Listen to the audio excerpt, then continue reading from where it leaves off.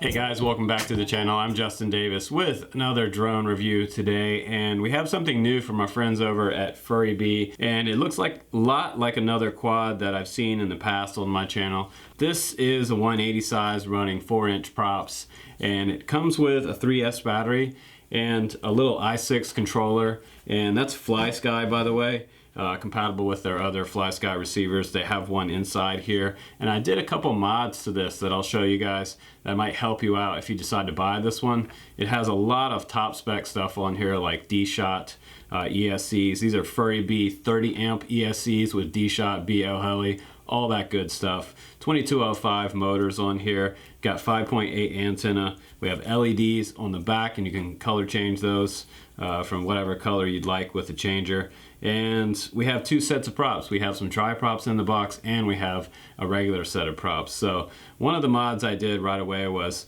I extended the antennas off the top here because they kind of had them folded down on the inside in here. And this is a nice set of antennas that comes along with this receiver. So I wanted to take full advantage of those and go ahead and take some zip ties and some heat shrink and just put them up and above here so that I could get maximum range with this one. But very nice 700 TVL camera, switchable VTX on here. We've got 600 to 25 milliwatt, I believe, and it's 3 to 4S rated. So you can fly this one on 4S and do some ripping. But let's go ahead and take a closer look, and then I'll show you a little bit of flight footage after the break. Alright guys, let's go ahead and jump right into this F180 by Furibee. This is a pretty nice package. This is an RTF for new guys or intermediate. If you're just getting into RC and FPV, this is a pretty decent package because they include everything in this kit to get started. You have a battery, you have a charger, and you have two sets of props. And you actually have some pretty decent specs on here, which I'm going to go into now. And I also did a couple mods to this to help you guys out. If you just get this one and you want to follow these tips, you can do that.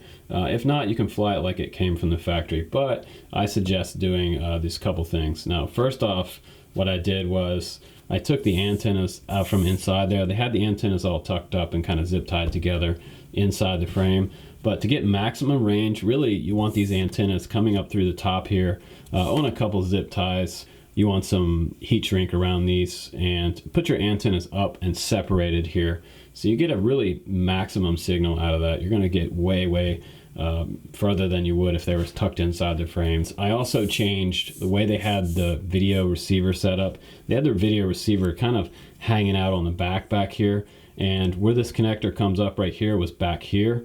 So in previous crashes that I've had with other quads where I had a VTX sitting off the back like that, if you have something kind of hanging off the tailgate back here, a lot of times what happens is this stem is going to break right off of the VTX itself. So you don't really want that to happen. You want to reinforce it. So what I did was I took this receiver, I took off the outside plastic packaging and this extra foam on the receiver. I put some heat shrink around the receiver to give plenty of room in here to put that VTX and mount it, because there is a hole through the very top of this. So you can bring this up through here. I just use an extra spacer and another washer there to tighten it down. And then I took a piece of heat shrink and I put it around it so that this doesn't spin around while I'm flying. Now let's talk about the quad itself. The quad has some top spec race stuff on here, 30 amp ESCs, and I've been touting about DSHOT. There's DSHOT on here, which is a very nice firmware update that you can do and you can activate in BL heli, because these are also BL heli ESCs. They are Furibee 30 amp DSHOT, multi-shot, one shot 25, damp light, one shot 42, also capable. So you can add just about any type of firmware you want on here using BL Heli Suite, and I've showed that before on my channel. It works inside the Chrome web browser.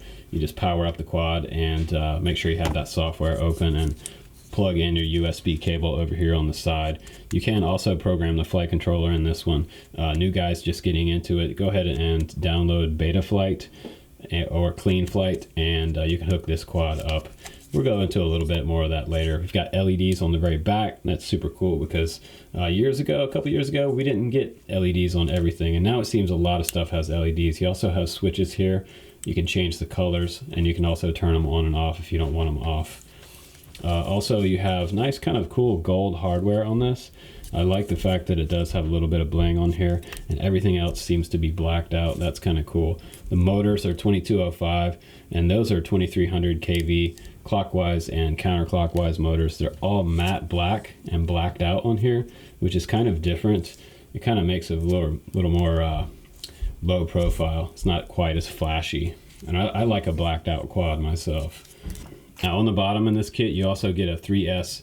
This is a 1500 battery, and I'll take it off here to show you real quick. You also have a carbon bottom plate with a couple pieces of rubber grip in between the battery to hold it still. They don't use Velcro on the quad.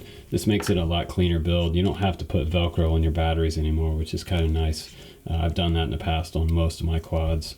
Now this is a 30C battery. You can also fly this one on 4S if you want to, but you can't fly this one on 6S. These ESCs are rated to 6S, but the motors are only rated to 2 to 4S on here. So if you flew it on 6S, the ESCs would handle it, but the motors might burn up. So you might get a couple minutes and then your motor might fry. The VTX that's included on here, by the way, is also running on 5.8 gigahertz, and it's switchable between 25 milliwatt and 600 milliwatt, and it's pretty easy to switch it here. When I did top mount this, you can see that I still have access to my button here, as well as seeing my LED readout display to see what channel and band I'm on. That's actually pretty cool too. So if you hold down this button longer, it'll let you switch between high and low frequency. Your high frequency is going to be that 600 and the low is going to be that 25 milliwatt. 25 milliwatt is going to be kind of close range proximity flying, and 600 would be flying out in a big field if you don't have a lot of friends around or if you're not racing locally.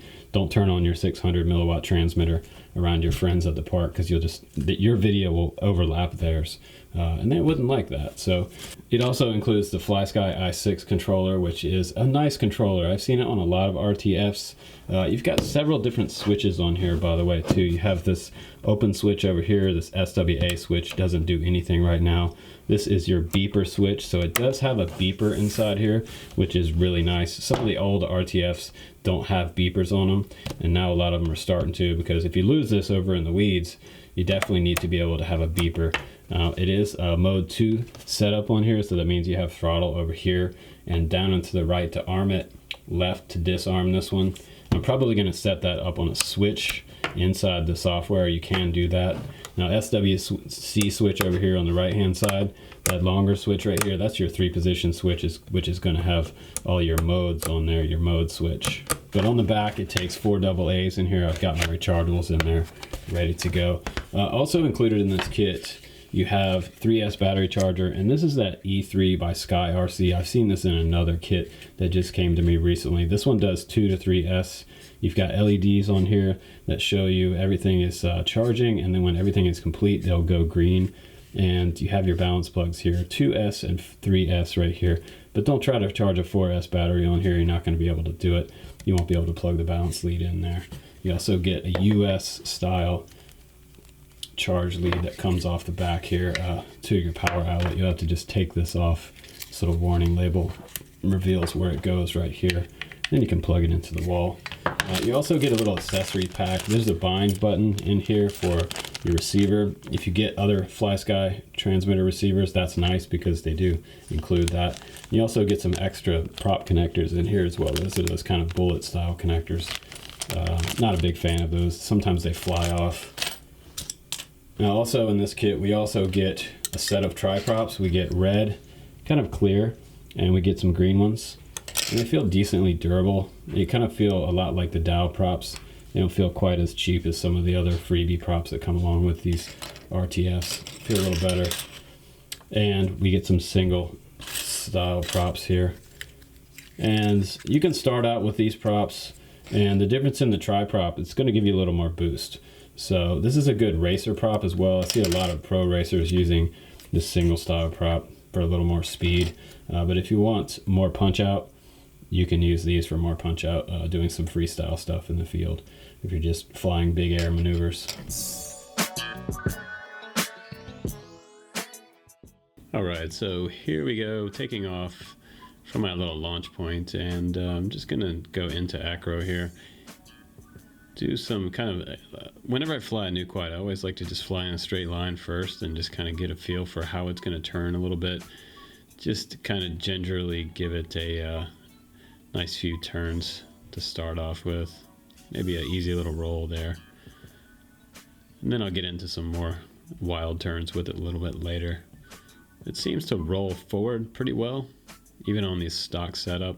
I had 80, 80, and 60 on my roll rates, if you want to use those for yours. But you should be able to just leave all the settings alone in here. Don't change anything. I would actually recommend leaving it exactly how it is set up, the way they have it set up in Clean Flight. If you want to change something later, you can. I wouldn't mess around with the BL Heli on these ESCs because you could mess it up. I'm going to leave mine exactly like the way they shipped it to me. Might change some stuff in Clean Flight later. But it is flying really, really well. Flying nice and straight and true. And these little X's, they really do corner quite nice.